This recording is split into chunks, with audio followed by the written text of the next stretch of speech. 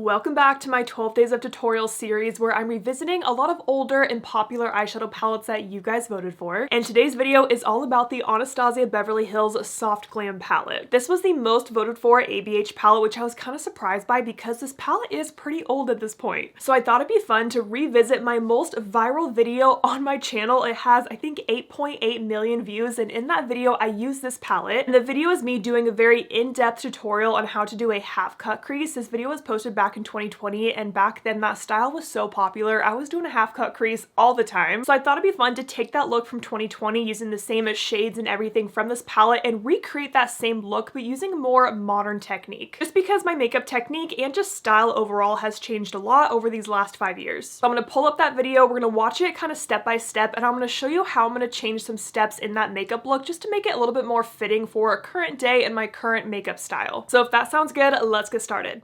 Hey guys, so for today's video, I'm doing a super in-depth video on how I like to do my half-cut crease. First of all, that eyebrow is crazy. I need to do an updated eyebrow tutorial for sure. I am gonna fast forward through some parts that aren't that important. Okay, so I go into kind of how I have slightly hooded eyes. First off, for my brushes today, I will be using my Sigma Favorites brush set that I created with Sigma. So my brush set has my 5 go-to. It's so cool to see that because I still have a Sigma Favorites set. Now this set is different than the one in that video. That set of 5 brushes I created in 2018, but I still use 4 out of those 5 brushes to this day, and pretty much almost all of my videos I still talk about those exact brushes. So that brush set came out in 2018. That set is no longer available, but this new set came out, I want to say 2022 is when I picked some new favorites from Sigma because more new brushes launched since then. So this set has some more kind of smaller detail blending brushes, but I am going to use the brushes that I used in this original video. Here they are. I still have them all. Now only one brush from this set is no longer available. Sigma doesn't even sell it anymore, and that is the L05 brush. But I wasn't even going to use this brush today. We'll get to that later, but let's keep going. And we're going to prime the eyes.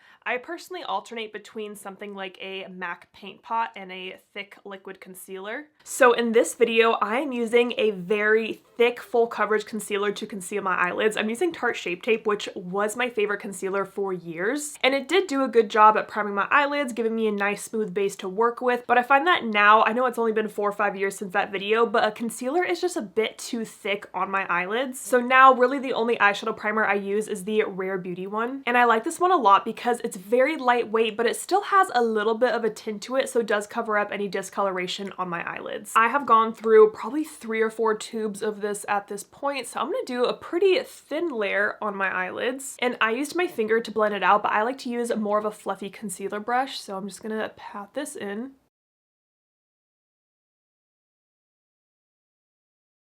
And I'm gonna make sure I get this primer all the way from the inner eye to the outer eye.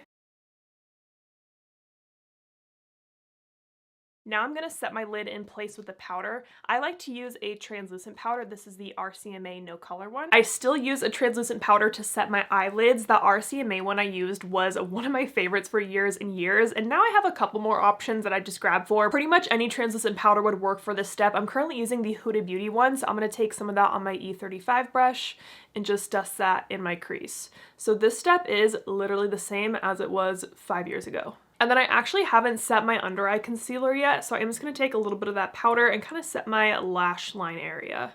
Now I'm using the same exact palette that I used in that video. This palette is pretty old at this point, so I hope the formula holds up. Usually it does, so we'll see how it goes. I'm going to start with a transition shade. I'm going to take Orange Soda on the Sigma E35 for my brush set, and I'm just going to blend this back and forth in my crease. I still do this same step with pretty much every single eyeshadow look, so let's go ahead and do that. I'm going to take Orange Soda on the E35, and I'm just going to run that back and forth in my crease. This is still how I start the majority of my eye looks. I take a shade that's just a few shades deeper than my skin tone to start off my eye looks, just to give me a nice base to work with. And this E35 is still the brush that I use a majority of the time for this step. This Orange Soda shade is such a classic shadow to me. I remember starting all of my looks with this shade. I think I even had it in like an individual single. I also remember comparing a lot of Makeup Geek shadows to the shades in the Anastasia palettes. Now I'm going to switch to a deeper shade and a more tapered brush. So this is a Sigma E25, really small eyelids and need something even smaller.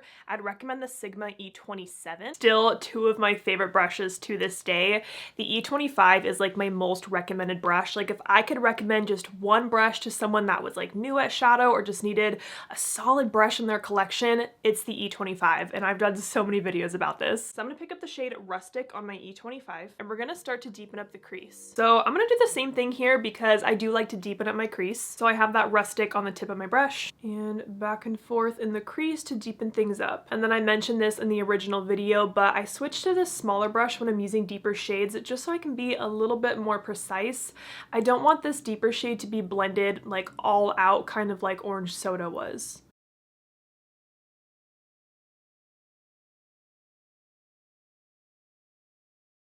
Now I'm going to take a little bit more of that first Orange Soda shade, and I'm going to blend right on top of that Rustic shade to help soften any edges. Okay, let me finish adding this Rustic shade. Now here's where I would change things just a tiny bit. So I took more Orange Soda on the E25 brush, but nowadays I would actually go back to my fluffier brush and use this one instead. So I have more Orange Soda on this, and I'm just going to use this to blend over everything. And I'm switching back to this fluffier brush just to make this step a little bit easier because I want everything to be smoothed out, so it's okay to use the larger brush for this. Now something else I would do now to recreate this look and make it just a little bit better is I want a shade in between Orange Soda and Rustic, so I'm actually going to take Burnt Orange right here. So Orange Soda will be my lightest shade, Rustic is a bit deeper, and then Burnt Orange is kind of right in the middle. So using a shade kind of in between those two is going to give you even a smoother blend. So on my E35, I'm going to take some of that Burnt Orange, tap off the brush just like I was doing, and just kind of use this on top to smooth everything over.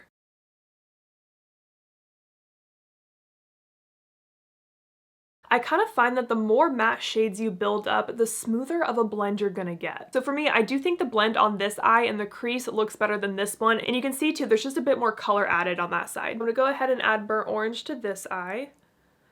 And again, I'm just using that fluffiest brush.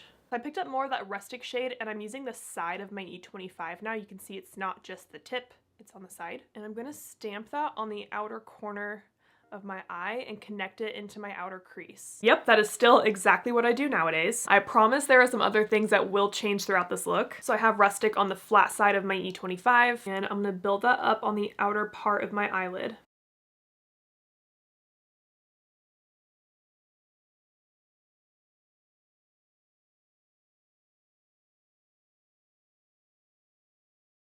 I gotta say that these matte shades are actually working pretty well. Like, I don't think I'm having any formula issues whatsoever.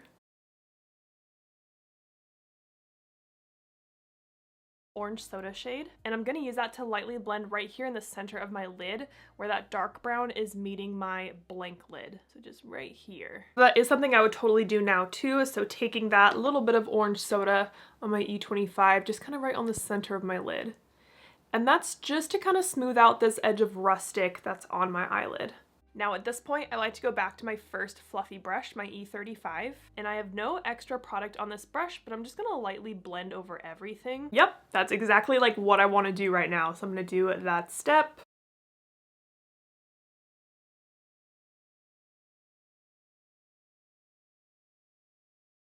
So when I do my eyeshadow now, I like to have all of my matte shades laid down and then do my shimmer kind of as like the very last step of my shadow. So I'm actually going to move on to my lower lash line now, and here's why. When I'm doing my eyeshadow looks, I find that it's helpful to do the lower lash line as I'm kind of blending this outer part of my eye, because when I do my lower lash line, I like to use the angle of my lower lash line going outwards to kind of determine the shape of my eyeshadow and how far I should blend out this upper part of my shadow. So I'm kind of jumping forward in this tutorial, and I'm using the same shades that I used on my lower lash line in that look. So I'm going to take my E30 pencil brush with more of that shade Rustic, and I'm just running that across my entire lower lash line. And this is still a brush that I use for my lower lash line so often. I love a good pencil brush because you can do so many different things with it. So once I get to this outer part of my eye, I like to drag this shadow outwards just a tad. So it really helps me to kind of see the angle of the eyeshadow. And then I find this tip of using your lower lash line as kind of a guide for your shadow very helpful if you're kind of the person that's always comparing both your eyes side by side and you're like, oh my gosh, they're not even, my eyeshadow's not looking even. Like for me, my eyes are not the same. My right side is a little bit droopier and I tend to struggle more on this eye, but by following the shape of my lower lash line for this eye, I know it's gonna work and I know it's gonna look good instead of like constantly going back and forth trying to make your eyes look even. Do what works better for that eye. So like I said, this eye is my struggle eye, and if I'm looking at the angle that I just made, I can see that I actually blended some of this shadow a bit too far out than I would like. So I've been using this technique for years where I take a little bit of a face powder. My go-to is the Charlotte Tilbury one because it has a little bit of pigment to it, but it's not like super opaque. And I'm gonna take a little bit of that on a Sigma E27. This is a smaller version of the crease brush I've been using. So I'm looking at the angle of this lower lash line. I can see some shadow I hear is just blended out a bit too far. So I'm gonna take this brush and just kind of wiggle along that line with this face powder. And it's gonna ever so slightly just clean up that shadow and give you a much smoother look. I'll even take a little bit of this powder right under my brow, pretty much where I would like highlight my brow, just to clean up the very, very edges of the shadow. So I think that cleaned that up really nicely. I'm gonna go ahead and do this side. I don't think it's as bad, but doesn't hurt to clean it up a little bit. And I'm gonna take a little bit of orange soda again and just use that to lightly blend right underneath that dark brown. So I used the pencil brush to soften the lower lash line, and I would actually switch back to my crease brush to soften the lower lash line. So I'm gonna do that instead, because when you're softening and blending out shadow, you wanna use a slightly fluffier brush. So I picked up orange soda on the tip of my E25, and I'm just blending that along the entire lower lash line, just to soften out that rustic shade. And this is kind of the biggest brush I would use on my lower lash line, and I'm really only using it to soften and blend. Like the E35 would be way, way too big for my lower lash line. So there's a side-by-side difference there with this lower lash line softened out with orange soda and this one not. So let's go ahead and even this out.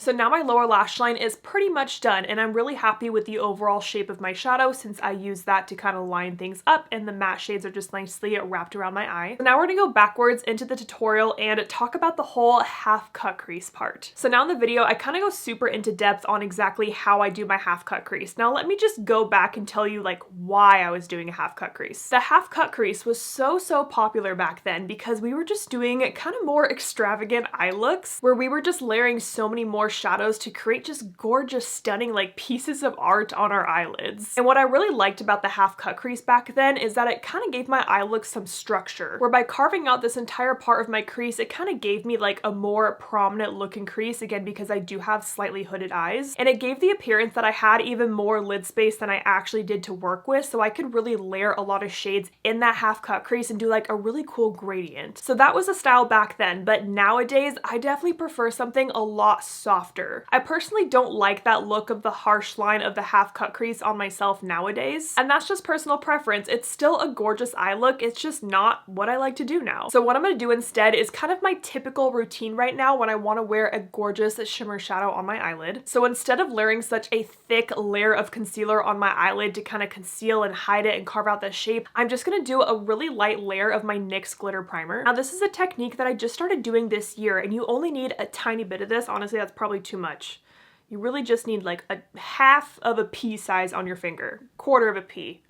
Nothing. And I'm gonna tap that on the inner part of my eyelid where I haven't really placed any shadow yet. So I'm still working on the inner half of my lid.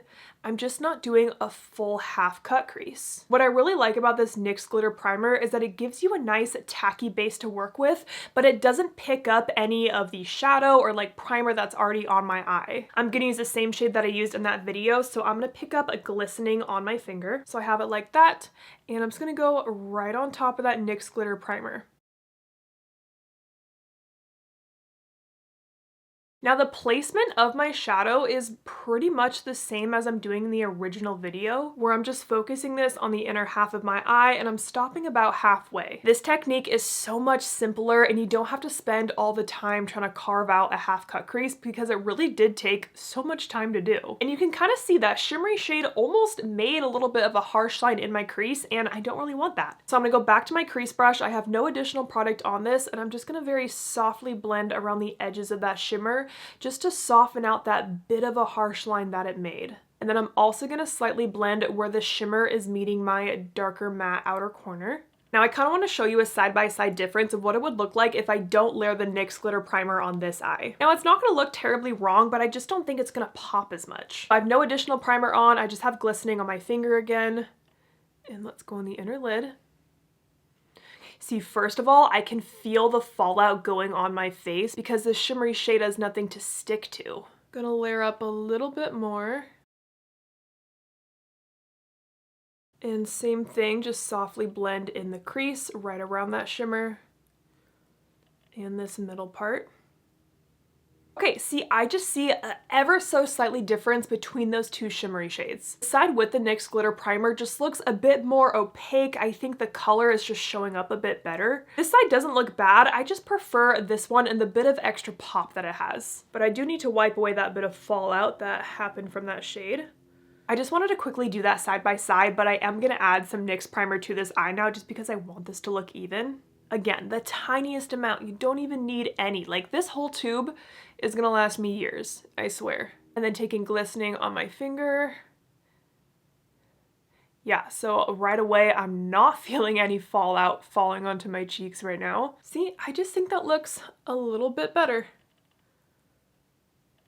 So after carving out that entire cut crease, layering on that glistening shade, I deepened up the outer corner, which is still something that I do today. So I'm gonna do that same step. So I took my pencil brush with the deeper brown shade Cypress Umber, and I'm gonna add this to the very outer corner of my eye, but I'm gonna keep this pretty low and keep it close to my lash line.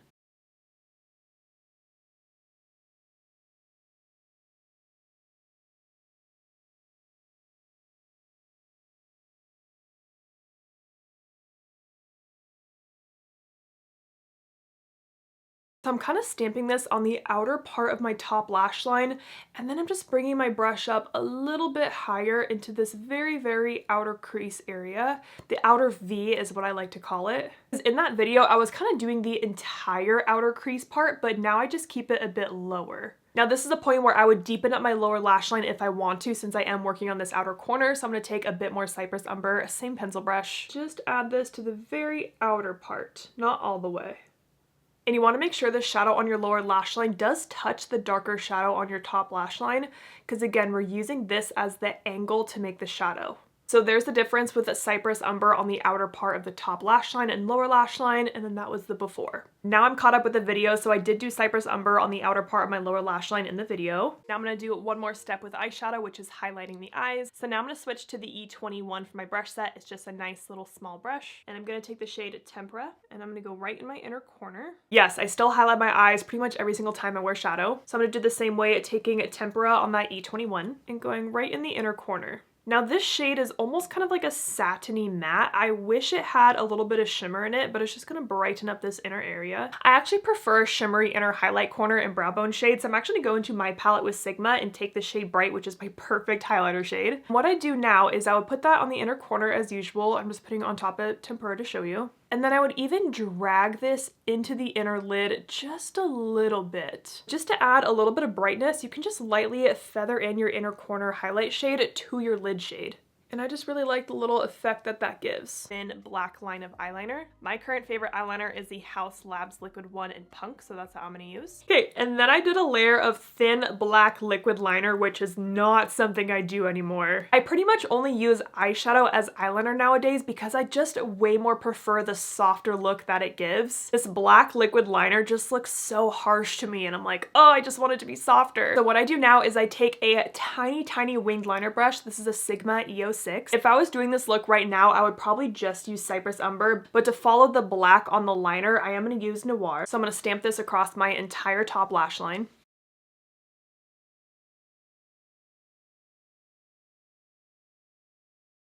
And this just looks so much softer than doing the black liquid liner. And I also think this technique is a lot easier of just using the shadow and stamping it on. Okay, so at this point, I finished the eye look with mascara and lashes, but now here at the end of 2024, there's actually a few more steps I would do nowadays. So right now on my lid, I kind of have a little gradient. I have my highlight shade going into that goldish shade glistening, and then my matte warm brown shades out there. Now I do think this looks really good, but something I've been doing recently is adding more of a mid-tone shimmer to connect this shimmer to the deeper outer corner. Just because I feel like this transition right here can be a little bit smoother. So when I'm doing this step for any look, I want to take a shade that is deeper than my main lid shade, so deeper than this gold, but not as dark as my outer corner. And usually I want it to be a shimmery shade too. So looking at Soft Glam, the perfect shade for that is Sultry right here, because Sultry is deeper than Glistening, but it's not as dark as Cypress Umber. So I'm just going to take a little bit of that on my finger, and I'm going to stamp that right where that gold shade is meeting my matte outer corner shades.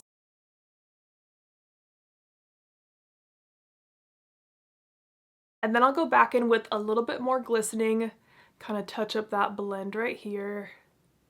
Now if you're looking at the gradient on both eyes, this one just looks a bit smoother. You have your inner corner, your gold, your kind of bronzy shade, and then your deeper outer corner.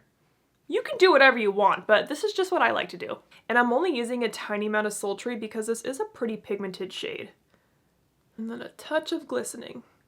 So in this video, I didn't put anything in my waterline, but now when I do my makeup, I do like to add a nude liner in my waterline, mostly just to kind of clean up the shadow that's in my waterline right now. My go-to is the Makeup Forever one in Boundless Bisque, and I'm just running that in my waterline.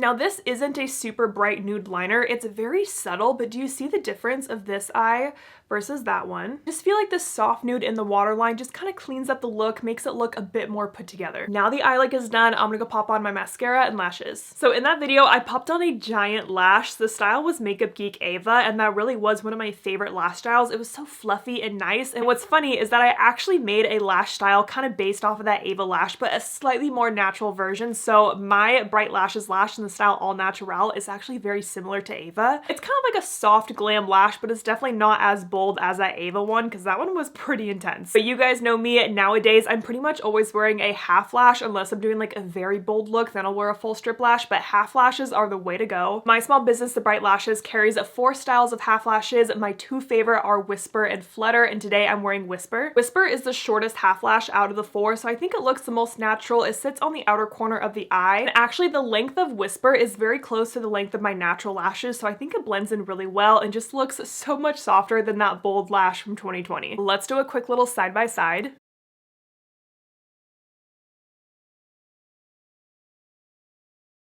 All right, and here's what the full face looks like. What's funny is that I didn't even show my full face in that video because back when I was doing all of those eyeshadow tutorials back in like 2018 to 2021-ish, I would literally only do my makeup on that one eye, put foundation around here, I would fill my eye, and then I would take it off and go about my day with no makeup on. That's just kind of how I used to do my videos back then, but I had so many people always comment and just want to see the full face, so that's what I do for you guys now. I had so much fun revisiting that makeup look today and trying to take it and do more of a modern, kind of softer version of that look. I do think that both looks are so beautiful. There is no right or wrong way to do your shadow, but I gotta say this palette has really held up over the years. I had no issue with the formula today. Everything applied and blended beautifully. So I hope you guys enjoyed this video. Thank you so much for watching, and don't forget to like and subscribe.